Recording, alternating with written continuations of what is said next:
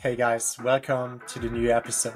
Today we are diving into one of the most crucial pieces of HYROX equipment for athletes: shoes. The right pair can make all the difference in performance in HYROX racing. And today I'm joined by Mark Applin, the founder of the Hybrid Experiment, a well-known podcast and blog channel in the hybrid space. So make sure you check his podcast out. Today we will be discussing multiple different shoes that we think are a great option for HYROX. We will talk about the difference between them and explain what you should be having an eye on when you are looking for a new race day shoe. So with that, I would say, let's get started.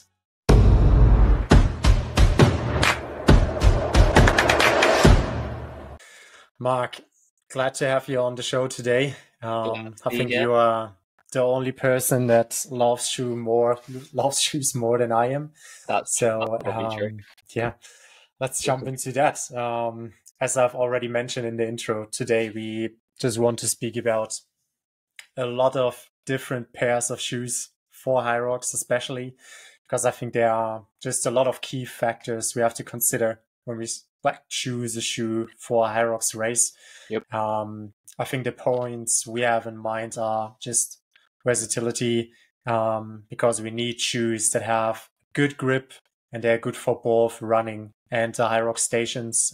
We need shoes with a good grip and traction, especially for the sleds, the sled pushes, pulls, the burpees, the wall balls. We need shoes with good support and stability, especially to avoid injuries. We have seen that. Yep. We need obviously comfortable shoes because we spend a lot of time in those. And I think another key factor is especially durability for shoes, because I think there are a lot of pairs out there that are just worn out after 100K or something like that, and it's not really worth it to get them. So yeah, let's jump straight into it, I would say. Awesome. Mark. Yeah. Cool. Perfect. First pair of shoe, Mark, what do you have for us today? So I feel like I did a survey recently on elite athletes and what shoes they're wearing, and the one that came out as number one, so I feel like we've got to talk about it, is the Saucony Endorphin Pro 3. So I feel like the reason I think that so many elite athletes are wearing this shoe is because that it has decent grip. So the grip on the bottom here is decent enough. I feel like with HYROX athletes, we sometimes get a little bit carried away with the grip. We think we need the absolute best grip, but I think that you need grip that's good enough, right? And I think that this is good enough grip for most people, especially open weight, but pro weight, you can definitely use this, as people have proven. Michael Sandbach uses this and has the fastest sled times out there, so clearly it's good enough. The stack height on this is pretty much maxed out, so it's as high a stack as you can get. I think that see it better from that side, and it doesn't compromise your stability too much because it's still a pretty wide shoe, right? So you have a high stack, but it's pretty wide, and this foam isn't. I hear a lot of people say this is a soft shoe, but I really don't think it's a soft shoe at all. I think this foam is actually pretty rigid, and so for your wall balls, lunges and things, it's for a super shoe especially, it's pretty damn good. And as you can see, the upper, you can see straight through that. So that the orange is obviously the bit inside there. So you've got so much breathability on the shoe, so it's not a hot shoe.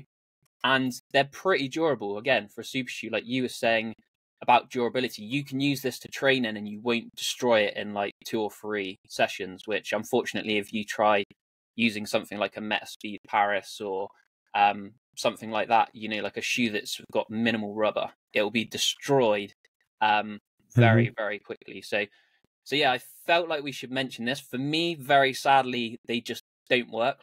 The toe box on these is very narrow, and it's got a kind of it's got high sidewalls on the inside, which means they kind of roll in and they just crush. I got quite wide feet, so they crush my feet. So I've had a size 10.5 UK in these and an 11 UK in these, and the 11 is just too long, so I can't, my toes end up here, and the 10.5 is just too small, so my feet get crushed. So Okay. sadly. But a great shoe. But a Yeah, great shoe. I mean, I've raced in it probably the last 2 years. And I loved it. I mean, the grip is definitely good enough. They're yeah, stable enough for everything. Super fast, bouncy shoe. yeah. It gives you a lot of like energy back when you run, Hmm. especially on faster paces. Yeah, But I feel like even when it is a super shoe, you don't even have to run that fast. You can easily wear it for like an easy run and yeah, yeah. things like that. Wouldn't recommend it because of the carbon plates, but Hmm. definitely a to-go shoe. I mean, the Yeah, yeah, problem is that they brought out a new version, right? So you don't get it anywhere and in each size anymore. yeah, But if you get it and you're unsure, I personally think that's the shoe that fits like most people yeah. with no matter which running style, right? I think you make a good point there. Actually, the one that I missed out is that so in this shoe you can actually run. So in a HYROX race, you're probably not going to be running your fastest speed, right? You're not running your 5K pace, and you're not running your 10K pace even. And a lot of people drop below their half marathon pace. But this shoe, particularly compared to something like a Vaporfly, you can actually run easy in it. And so when you do begin to slow down, it doesn't feel like bad to run in. So I Hmm. think compared to a lot of other shoes where you kind of need to be on your toes and kind of running really well, like that shoe's very forgiving in that it does feel good even when you're running like at a more comfortable pace. So yeah, I Yeah, definitely think you're right there. good one.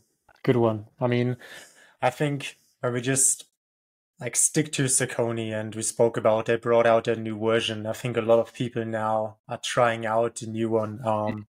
We have that one here. Yeah, yeah, That's the Pro 4, the new version. I think the grip here is pretty similar to what we have seen on the old one. Maybe even a bit better. Not 100% sure. I couldn't try that out in the race. Um, but I personally think that the new version is a downgrade from the Pro 3. Like they don't feel as bouncy as the old one. hmm Um, the energy return is not as big. I think their build's pretty similar and they look pretty similar, but definitely doesn't feel as fast. yeah, So I am like not 100% sure if I would race in these, especially if you're a person that wants to have that bouncy feeling.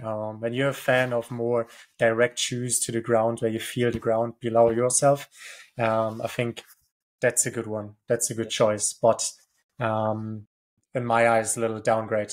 So yeah, sorry, Saucony. Yeah. yeah, yeah. I feel so. I haven't actually bought the Pro 4s yet, and mostly that's because I watch a lot of online shoe reviews, and basically everybody said the same as you did, that it feels a little bit like they've nerfed it. So they've obviously got the Saucony Endorphin Elite out now, which is a step up above that one.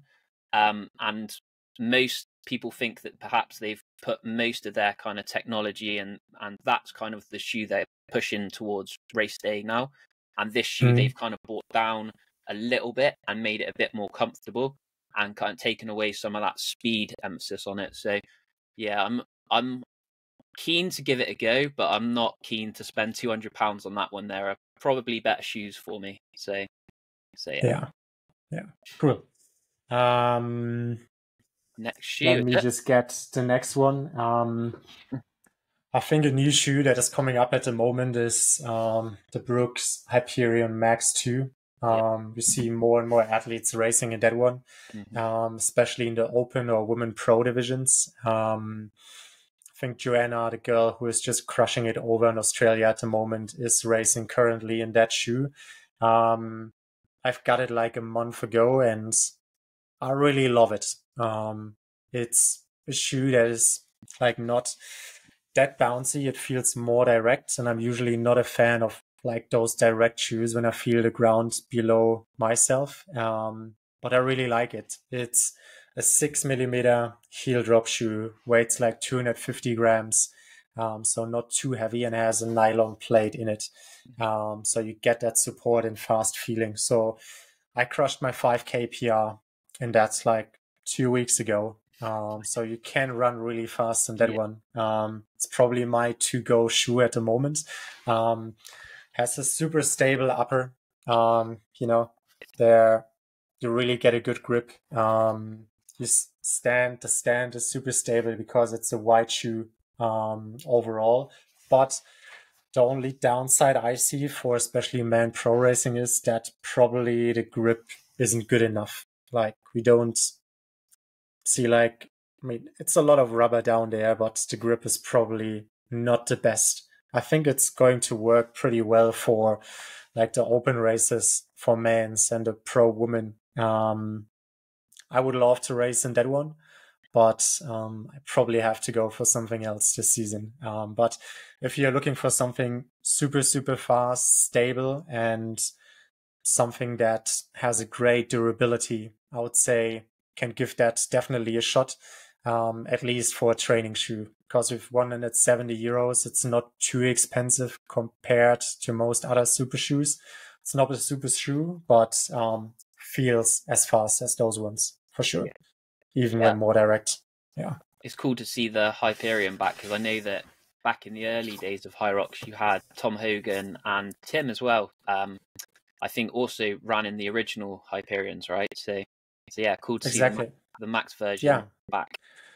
Brooks is doing a great job at the moment. So yeah, I'm pretty sure we will see more and more athletes racing in those ones. Yeah. Yep. Cool. So my next one, I think again, so I'll go in the tick this one off. So we've got the Puma Deviates, and I think that depending who you are, like, I think for the vast majority of people, I would recommend the Puma Deviate Nitro 2. So to be honest, like I feel that the reason you would buy this shoe is because you want to do the best possible job on the sleds. Like the Puma grip on this shoe particularly is probably the best grip out there for any shoe to push a sled. I do think for whatever reason, like I don't think that the foam in this and the plate and everything else is like makes it the fastest shoe. I think it's also the shape of it. Like if you look, it's quite a flat shoe compared to most of the other ones we're going to talk about. And I definitely feel that. I feel that it's very like when you're running, you're doing a lot of work to kind of get yourself running. Whereas a lot of shoes have that kind of like, it's like a bend in here and it kind of flicks you through, especially on the endorphins, the Sauconys we were just talking about. This, you have to do all that work yourself. And the foam isn't particularly responsive. I don't think it gives you much back, but I think for most people getting into HYROX, like this is a perfect shoe, right? Like if we take a step back from the elite and the people trying to run like under an hour, 5 minutes, this is normally the shoe that I recommend to people, because if you want to get out there and you want a stable shoe, because this is a super stable shoe. Like this is really wide here. Like the heel's a little bit more narrow, but the bit where you're actually going to spend most of your time is really wide. Yeah, I just think this is the perfect shoe for like beginners to intermediate level, because you will not fail a sled push because of your shoe, which is what you always have to worry about. Your running might not be the fastest running in like an elite level racer, but if you're, as long as you're willing to put in a bit of work, this is a good one. So the thing I would say is that if your wall balls and lunges are amazing and you have no worries about stability, then this, which is the Puma Deviate Nitro Elite 3, this is just an awesome shoe to run in. Like this foam is so bouncy and responsive. The plate, it gives you, like, you can see that much more of a curve there, which gets you really pushed forward. And the grip, although it is, so I don't think a lot of people know this, but the grip on these shoes is actually a different compound than the ones on the original Deviate, just the standard Deviates. It's called Puma Grip LT rather than Puma Grip, and it's a much thinner, lighter version of it, so it's nowhere near as durable, but it's still very good. It just won't last you as long, so you wouldn't want to train in this. The thing that's really puts me off ever doing a HYROX in this is just how narrow it is. So you can see just how narrow it is, especially in the midfoot. But the trouble I have, so when I'm doing wall balls, like my feet will roll in like this, and it's the same because of this kind of cutout. And when I'm doing the lunges, it's the same. Like you have to really fight that stability. And I think in a HYROX, especially if you're a newer athlete, you don't want to have something holding you back on something like wobbles and lunges, which are for many people, two of the hardest stations. So, if you want to run really, really fast and your lunges and your wobbles are so good that you don't care that you're going to lose stability, then this is an amazing shoe. But I personally think this should be reserved for the elites who, I know people like Graham Halliday have said they're going to run this, and I think that's who it's made for, but not me. But yeah. Great shoes overall, right? I think, as you said, the Deviate is not the most responsive shoe. I never felt like they give a lot of energy back, even with the carbon plate and the form, but the grip is super, super good. So when you're scared about the slats and you need a stable shoe, give it a shot. I think so. I'm always surprised because I know it won like shoe of the year for a lot of people, and I guess maybe like part of that will be because they're cheap. They're so cheap, right? They're like, you can already get the Deviate Nitro Freeze, which is the newer version of those, which is a very similar shoe. It's just slightly higher stack for about £100 or €100. I mean, it only came out like 2 or 3 months ago, and compared to just other shoes, like it's just such a cheap shoe. But I've never understood people who say it's like a soft and a bouncy and a fast shoe. I really don't think that at all. I think that it's like a okay cruiser pace shoe, but it's definitely not one I would choose to run fast in. No, definitely not. Agrees. Yeah. But good choice, I think, overall, and comes in pretty cheap. I think, especially the older versions. Yeah.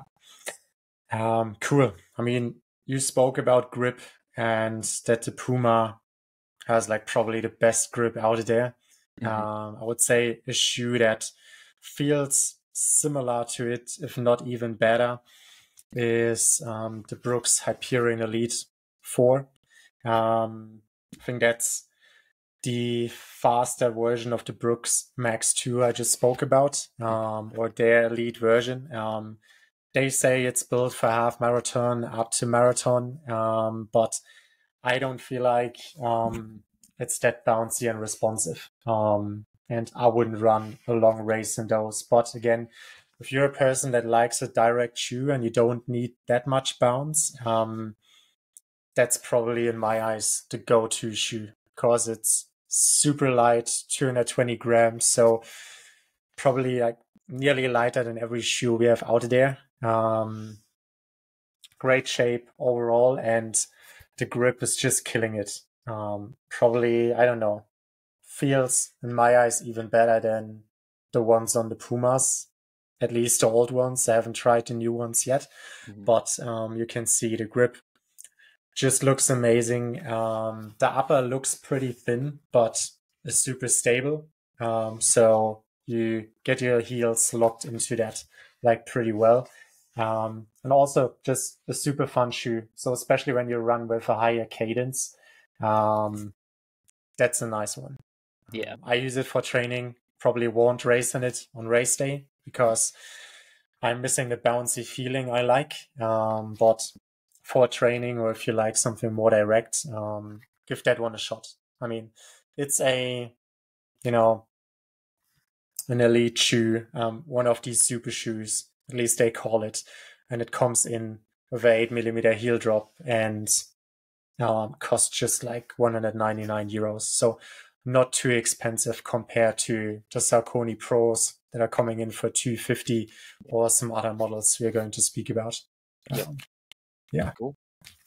All right. So how's the stability on that, by the way, like wobbles and lunges and things? It looks like oh yeah, I missed that.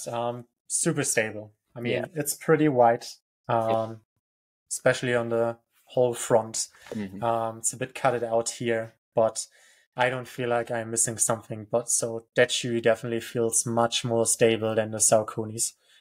Pushing a slat, pulling a slat on those is great. Doing lunges, wall balls feels great.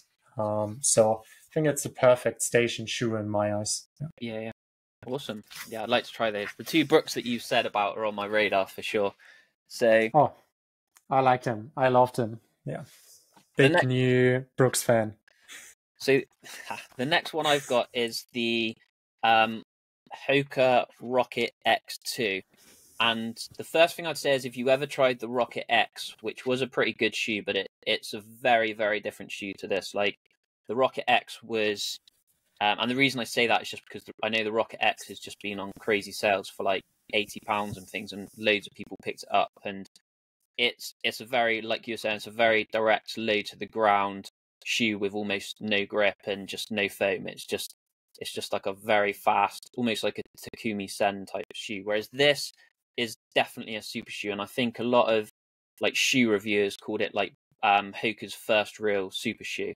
And it's the thing I love about this shoe is it might not be like the fastest shoe, but if you want to lock into like a tempo pace, it delivers that like perfectly. And I think for a HYROX race, like that's almost more what you're looking for. Like you don't necessarily need like the fastest shoe there is, but you want a shoe that kind of helps you run at your kind of tempo and threshold pace. And for me, like this is probably the shoe that I feel better in than any other. And I think that it's just the foam and the rocker on the front that just pushes you through. Like even when you're tired, you really feel that bounce in this shoe. Like almost like not quite as much as the Mizuno Wave Rebellions, which is just insane bounce, but like for a shoe that's actually like legal stack height, I guess you could say it's up there with the best I've ever ran in for sure. The grip isn't perfect on it. I've actually raced a HYROX, trying to think if it was open or pro. I think it was an open race, and it was like I had literally no problems in it. I would say that I was nervous doing it, but yeah, because you can see that it's not the absolute best. Like it's quite shallow. But again, like width wise for a super shoe, you can actually see like just how wide that is. Like it's super wide for a super shoe, so you will have no problems at all doing like wall balls or lunges in this shoe. So yeah, the only real thing I would say is you need to practice your sleds and make sure that you're comfortable with it. But I had no problems, and yeah, for a cruising, if you want to just cruise and like when you run, this is the shoe that kind of just will give you that assistance. So I really love it. It's probably one of my favorite HYROX shoes, and if I had a HYROX race tomorrow, it's probably the one I would pick up. So Cool. yeah. What are your thoughts about durability with the Hoka shoes?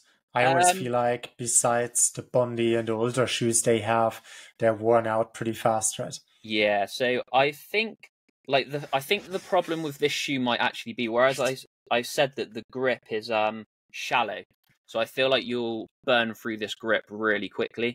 Again, like that's a kind of super shoe, or at least like a previous generation super shoe thing. We were talking just before this, Marcus, about how a lot of the things that make a super shoe make a bad HYROX shoe, right? Because so if you want to make a super shoe, what you tend to do is you have a good amount of foam and a plate in there, and that takes up most of your weight. So then you start trying to make the shoe as light as possible, and what you tend to do is you get rid of the rubber underneath like as much as you can, and you start to kind of cut back on the upper. And I think that what happens then is for HYROX athletes, we want loads of rubber on the bottom, and we quite want like a decent upper, and we lose those things in most shoes. So, and that's definitely the case in this shoe. So the upper, it's almost like can't think of the word, but you know, like curtain nets. It's almost like that. So it's almost like curtain nets. So you can kind of see like it's super thin, like super thin. So I can definitely see that wearing out pretty quick. And yeah, the bottom of the shoe, like you'll burn through this rubber quick. So it's not a shoe I train in. Like I've saved this purely for racing in. And yeah, I'd be surprised if you got like 5 to 10 HYROXes out of this before they're done, you know. And if you train in this, it'll last you like 3 months, and it's definitely done. Okay. And for a 200+ pound shoe, that's yeah, not something you want to do. Okay, cool, man. Next shoe I have, and it was funny because I think someone below your shoe post write it into the comments that just psychopaths are running those ones, right? Yeah. And that's Mizuno Wave Rebellion 2 Pro, right? So it's a Asian company. I think, right? And they just built it something totally different. A shoe that has a carbon plate in it. But what they did is, maybe you can see it, they cut it off the whole heel of that shoe. So basically you're standing on that part, they cut it the heel off, and your heel is in the air. It's super interesting, right? Because for race shoes, they have a certain stack height. I think it's 39, 40 millimeters max they are allowed to have. And they just went around that by cutting off the heel, right? Because the stack height for running races is measured from the front to the heel. And basically that one is cut it off. And they put it, basically everything, they cut it off into the middle, right? So the middle is super, super bouncy. You can see how thick that is. I think it's 50 millimeter plus. I think 50, 54, something like that. So when you run, and especially when you're a forefoot or midfoot runner, you just land on that pillow here, and it's just like throwing you basically forwards, right? You have tested that shoe. How does it feel for you? It's you're running the best. If you want a shoe, and if anyone ever says to you like the shoes make no difference, like wear a Mizuno shoe and wear like a Puma Deviate Nitro Elite 2 and tell me there's no difference between those shoes, because that, like you say, it's like a trampoline. Like you put those shoes on and every step you take you feel like you're bouncing and being thrown forwards. It's just they're just they're such fun shoes to run in, for sure. I love them. Probably the most fun shoe to run in. And just the most unique feeling as well, right? Like no shoe that I've ever used feels like that shoe. It's probably, I mean, it's nearly too much bounce, right? Like you have to get used to it. Like it feels weird the first 2 or 3 runs, but I like it. I think the upper is great. It's stable enough for everything, and the grip on that shoe is great. You can see that grip would kill it in a HYROX race. I think it's close to the Brooks or the Pumas. So definitely a shoe, if you feel comfortable to row, wall ball, and lunge in those, you could try to run a HYROX race in those. I'm not sure if I will do it, maybe in the doubles, just to see how it feels. I know there, especially those elite athletes at the moment that have a running background, are running in those just to get the most out of a shoe for a HYROX race, but it can feel a bit unstable in the lunges and at the rowing machine. I think for everything else, it's not a problem. So super fun shoe.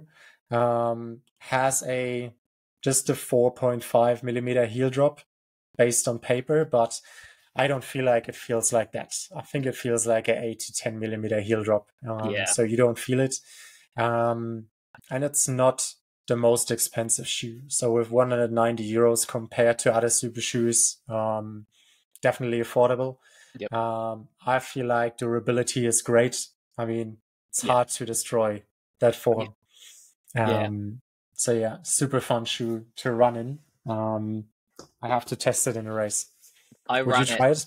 Yeah, I ran it in a singles race and I ran it in a relay.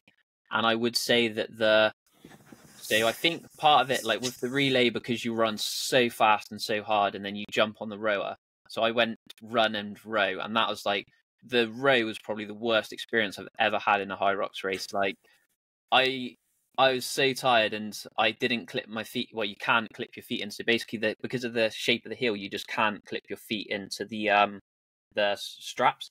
So you basically. So, I mean, you're locked in here, but not at the bottom. Not there. Right. And for whatever reason, like maybe it's because I was so sweaty I'd obviously done one HYROX and then I did the relay afterwards. And maybe like the shoes were like wet or slick. Every time I pulled the row, I just like my feet just came out of the straps. And it was like, it was so frustrating. It was like, it was like mentally just frustrating. But I think that, if you're aware of that and you practice it, because I know you mentioned elite, so I know that Rich Ryan and Paleo both wear it, and they've both ran at least 2 races in it. And in the interview thing we did, they said they're wearing it for their next races. I think that you just need to practice that, right? And I think my mistake was just that I ran in them a lot, but I didn't really do any HYROX stuff in them. So I just kind of assumed it would be okay, and it wasn't okay. It was okay. So yeah, I think that definitely if you buy them, practice your HYROX. I mean, I did a row running workout, I think a week ago, and it worked out okay. You know, I think you just have to get used to it, probably. Yeah, definitely. Yeah. If you don't have the best squat mobility and you lift up your heels anyway on the wall balls, I think that's what is going to happen here just naturally. But yeah, the shoe you can race in. Yeah. Right. My next shoe is a bit of a weird one as well. So this is actually a legally high stack shoe as well. Marcus likes to comment on my videos when I wear this shoe and say that they're a cheat code for the ski. And actually they, in some ways they kind of are. Like when I ski in this shoe, I use a lot less effort, which is weird because it's a shoe, right? So you'd think it would just be about running. But whether that's because it's so stable or whether it's because it makes me like 3 inches taller, my skiing and my wall balls in this shoe just feel like awesome.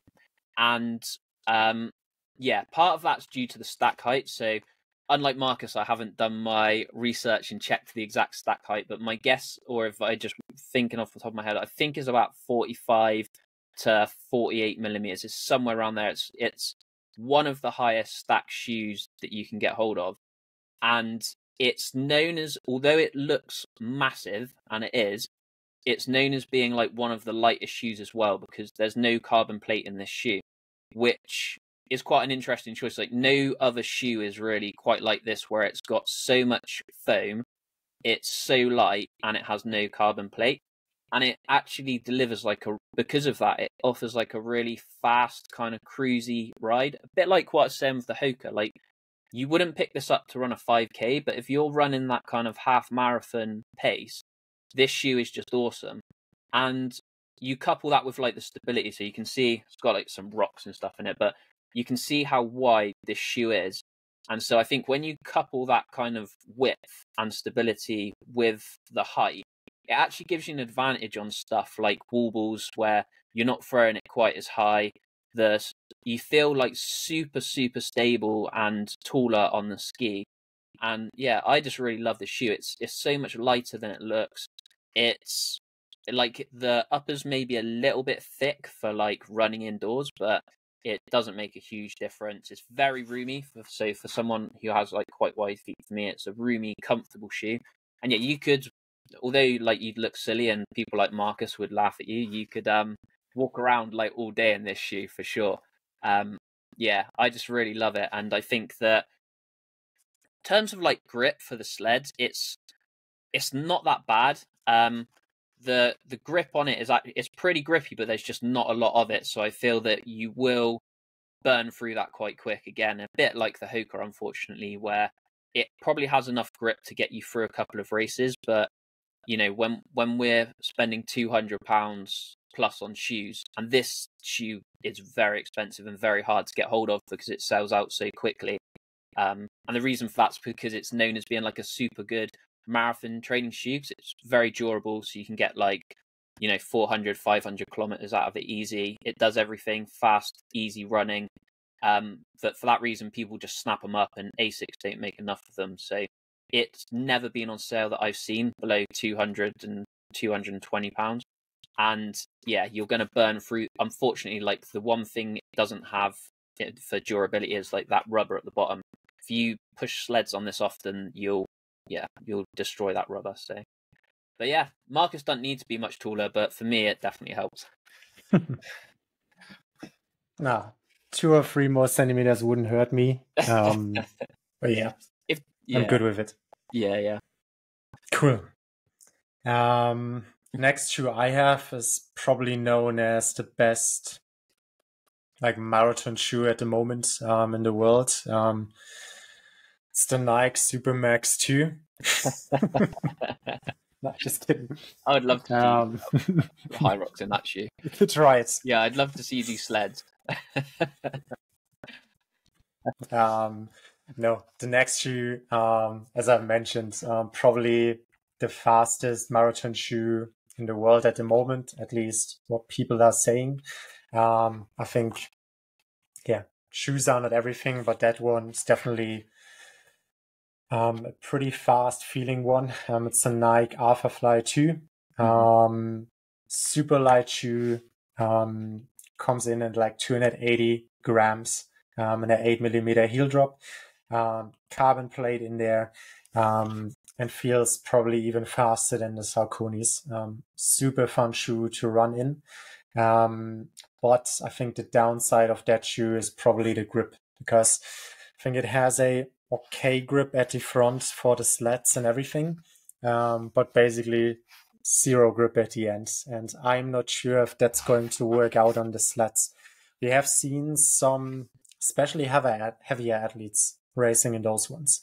And I think for heavy athletes, less grip can work out pretty well. So when I speak about heavy, I mean 85 kilograms plus, maybe even 90 kilograms. I think then the grip doesn't matter that much. But if you're a light athlete, I think that's not the shoe you want to shoot for, especially because it comes in for like 310 euros. So probably the most expensive shoe on our list today. Yep. If you have the money and you just want to have a fun shoe to run in, like your running intervals and everything else, that shoe, like probably the fastest one I've run in. Feels pretty close to the Mizuno's. Just it hasn't healed. Yeah. Which would definitely help in a HYROX. Yeah. Have you tried these ones on? No, I haven't actually. What was funny is I did a trail race at the weekend, and someone was wearing those at the start line. So I was like, I saw he was wearing Alpha Flies at a trail race, and I was like, I know this guy's going to be fast, so I'll just like I'll stick with him, and I will be all right. And yeah, he ended up coming second place, so it was a good assumption. But I feel like, you know, if you're wearing those shoes to a trail race, you've got money. Yeah. Oh man. But yeah, especially in a colorway like that. Yeah. They were, I think they were like the bright yellow, like I think they're called like a Volt one. So, but yeah, they still look pretty dirty by the end. But I definitely, from what you said to me about them feeling a lot like the Mizunos, and from what I've just heard from people about how comfortable they are for a super shoe and bouncer, I think that they'd be a shoe that I would love to run in for sure. Yeah, I mean they're white, right? They offer some grip. Same thing for all their open races. Those are definitely going to work for a pro race. I think it's something you have to test. The grip on those ones, and that's the newest version, is definitely better than on the old versions we have seen. And it's better now. You can see it has some grip. So I think it can work, but we have to try it. I personally think I will give it a go in one of my races, just to see how it works, but we'll find out. Yeah. I'll be watching. So yeah, hopefully we're not ending up in a moonwalk. Yeah. So was that your last shoe?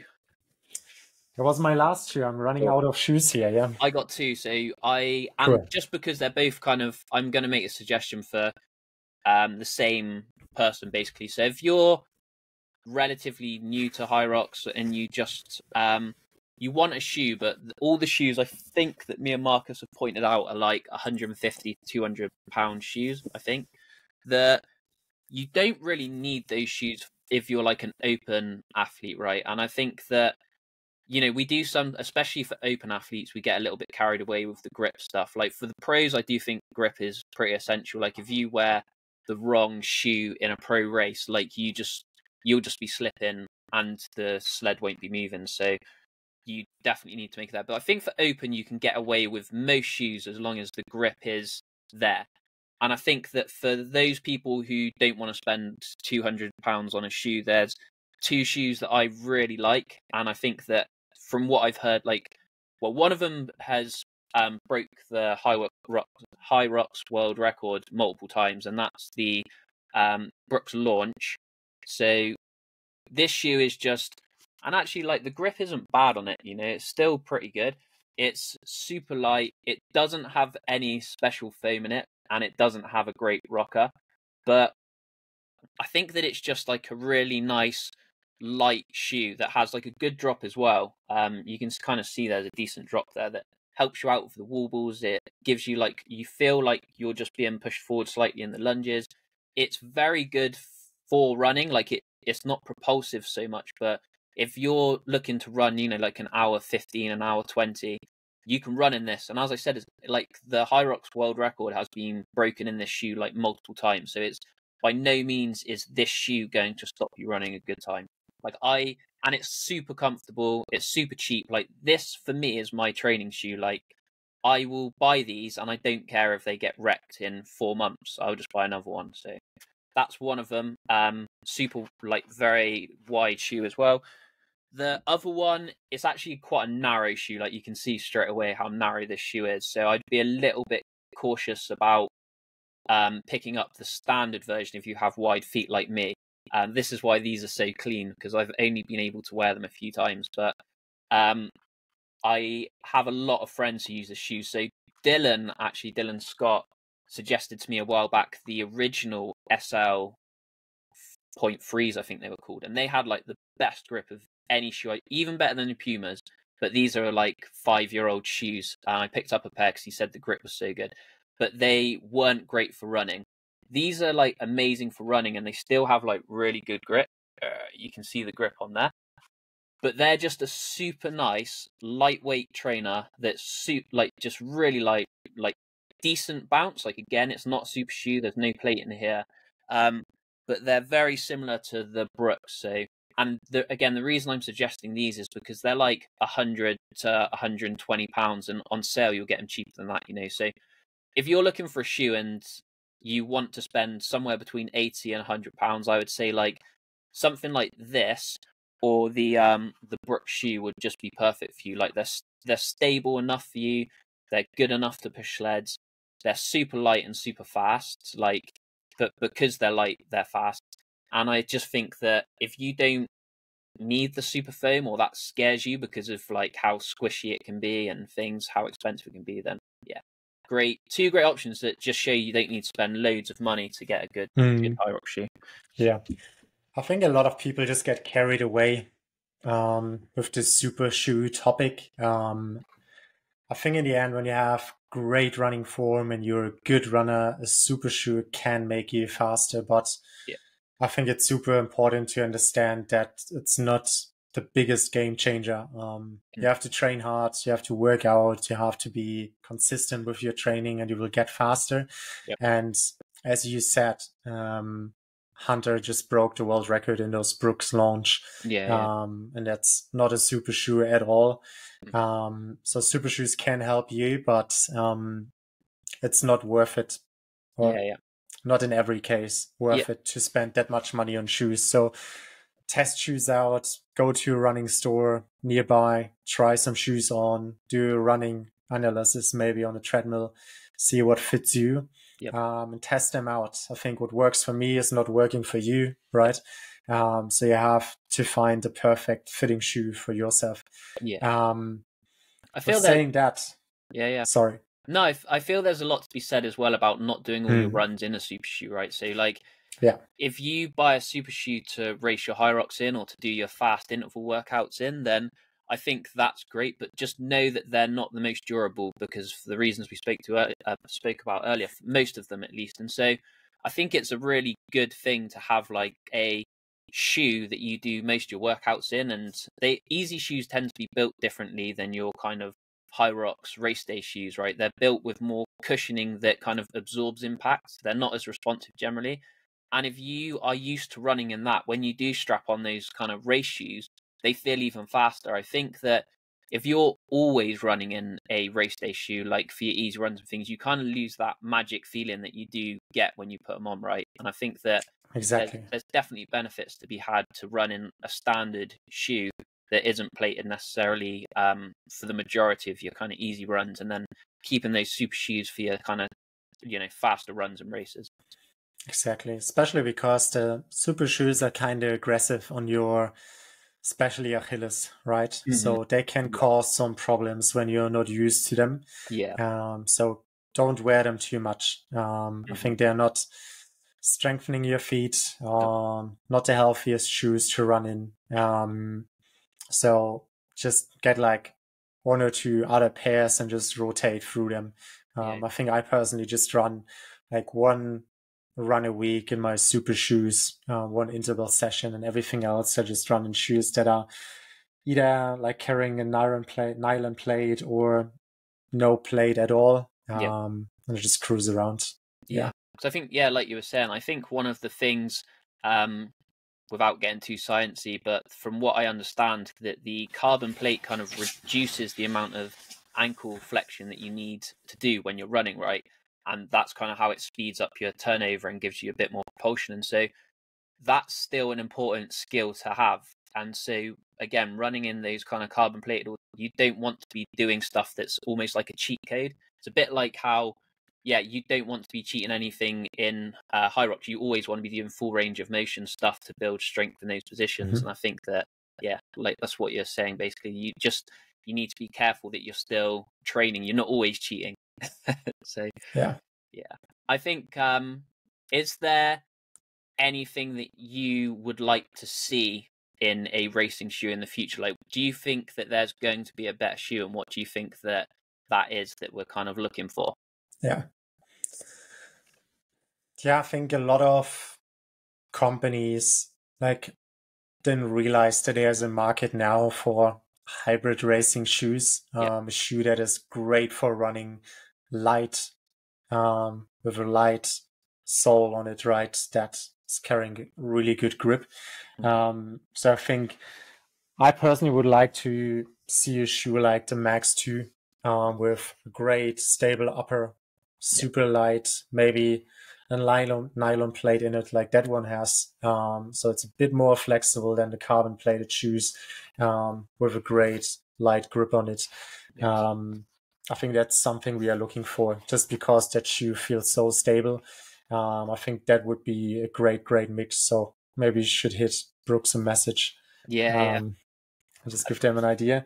But I think we will see more and more like shoe companies are hopping on that train. I think Puma started it in some ways, but I think I'm not sure, but I feel like they are not yet 100% focused on it.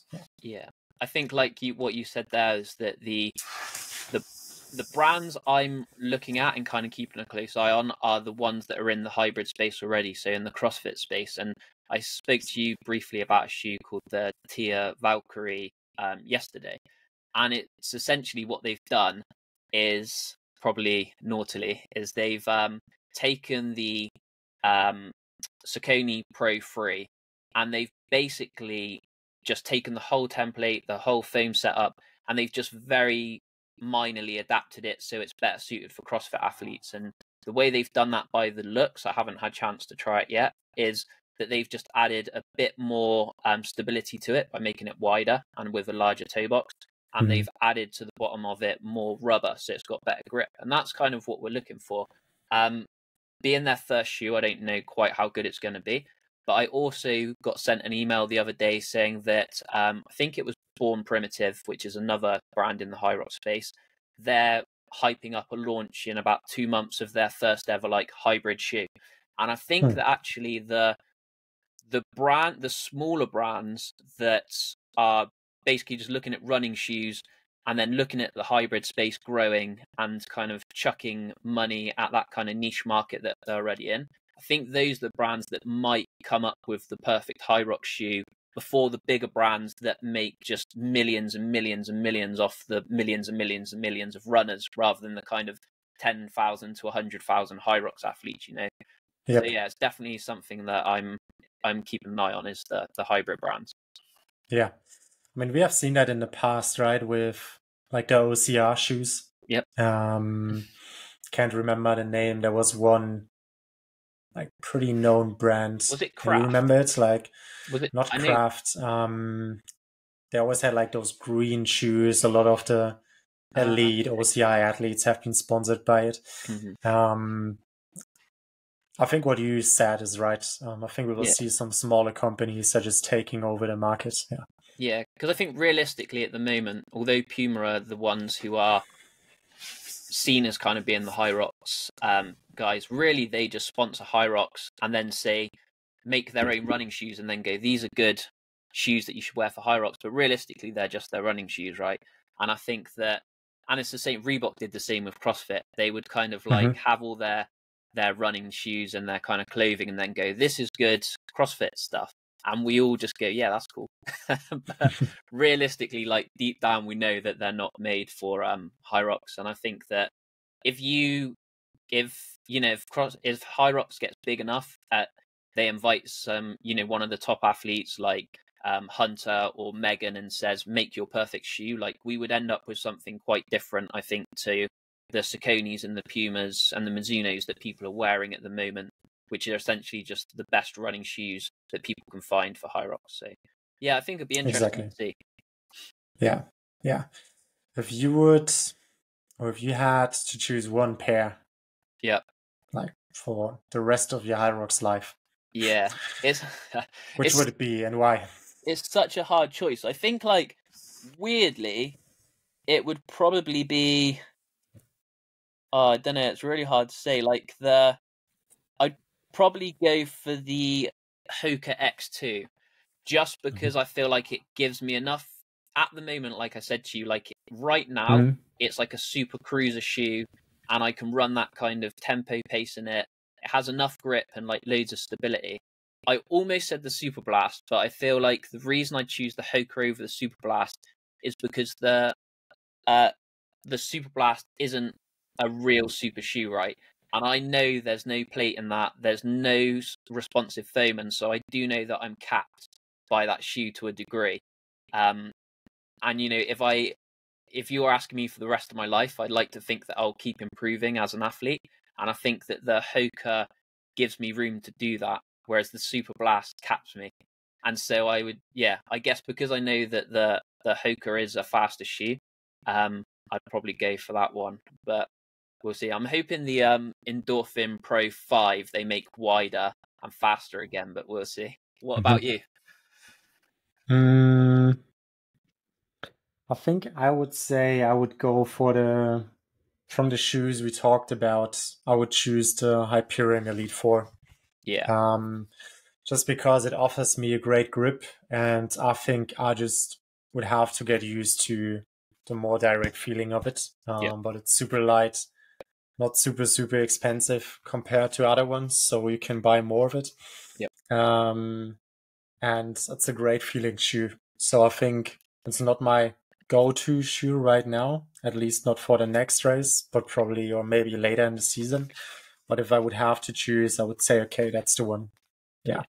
I feel that Brooks have done, like, again, I watch a lot of shoe reviews, and like shoe reviewers have really been hyping up Brooks this year and just saying that they've really kind of taken a leap. And from everybody I've spoken to, and yourself included, they're just really impressed with the Brooks shoes. So it'll be exciting to see what comes from them, because they're really kind of pushing shoes out as well, isn't there? There's been a lot of shoe releases from them this year. So yeah, exciting stuff. Cool, man. All right, cool. I think that's it for today. I would say thank you, Mark, for your time, and thanks for joining us today. Thanks I would just say, by the way, Marcus, that I think I'm your second guest on your podcast after Chris Woolley, whereas you were my first. So just thought I'd put that out there. You're right. You're right. I'm sorry. I'll send you a pair of shoes, okay? Yeah, that'll do. Yep. No. No. Thanks for everyone. Thanks to everyone for joining in today. I think, would be cool to hear which shoes you're wearing and which other shoe recommendations you maybe have. So feel free to hammer them into the comments. And Mark, if people want to find you again, I mentioned it in the intro, but where can people find you and what can they expect on your channel? Yeah, so you can find me at the Hybrid Experiment up on Instagram and YouTube. And what we do essentially is we research how to get better at HYROX and hybrid fitness. So that might be talking with elite, successful athletes and looking at the shoes and just generally kind of what's working and what's not working. So how do we become better is what I kind of focus on, I guess. Cool. Great episodes. I think you can take a lot from it. So check that out. You're on YouTube, you're on Spotify, everywhere. Yep, everywhere. Cool. All the socials. Perfect. Just type in Hybrid Experiment and you'll find me on one of them at least. Cool. We'll put that into the show notes. And yeah, with that, I would say thanks for your time today. If someone has any other questions, feel free to hammer them over, and see us in the next episode. See you guys.